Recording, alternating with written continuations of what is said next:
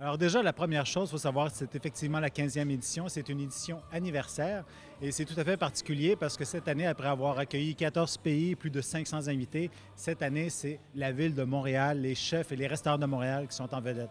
Alors ça, on est extrêmement content de ça. Beaucoup de choses qui ont changé. D'abord, on établit un rapport beaucoup plus intime entre différents volets du festival. Les arts de la scène, les arts de la table s'épousent.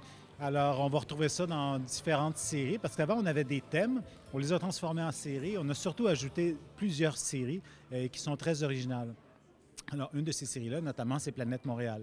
Alors, Planète Montréal, il faut imaginer les cuisines, il faut imaginer les salles à manger qui deviennent des scènes de théâtre où on reçoit des personnalités de Montréal ou qui font rayonner Montréal. Et ces gens-là, qu'ils soient humoristes, qu'ils soient artistes, qu'ils soient chanteurs, musiciens, hommes d'affaires, sportifs, peu importe, ces gens-là vont prendre une place active dans la programmation. Puis on parle peut-être d'une quarantaine d'invités uniquement dans cette catégorie-là. Il y a toujours la série des amitiés gourmandes. Alors ça, ce sont les jumelages internationaux qui ont toujours fait partie de Montréal en lumière.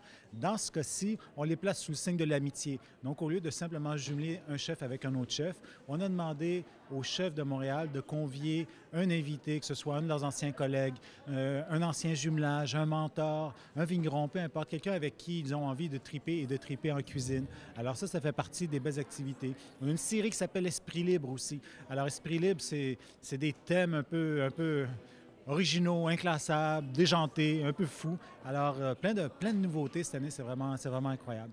On voulait rendre un coup de chapeau à Haïti. Donc, il y a des activités qui vont se faire avec les chefs haïtiens. Une activité notamment au Balmoral avec un Jouvence Jean, qui est un chef haïtien qui travaille aujourd'hui à Miami, qui a été le champion, le lauréat de la 13e saison de Chef Wanted. Il va avoir la présence de plusieurs chefs haïtiens au Balmoral. Puis évidemment, ils vont être présents un petit peu partout dans le festival, dans la Nuit Blanche. Évidemment, ça va être les Caraïbes sous la neige, alors ça va être la fête.